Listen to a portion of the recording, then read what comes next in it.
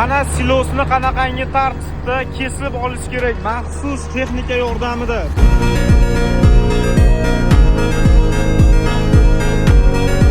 Siloslarimizni mana shunaqangi maxsus texnikalarimiz yordamida qirqib olinsa, qanaqangi ideal holatda turadi.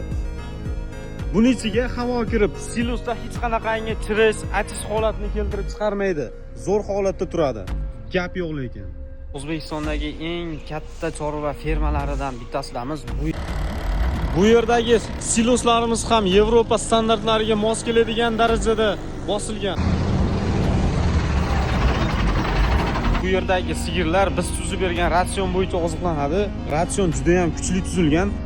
Sigirlarning sut miqdori va uni yog'lilik darajasi maksimal darajada ko'tarilgan. Bu yerda silos bosish jarayoni ketyapti.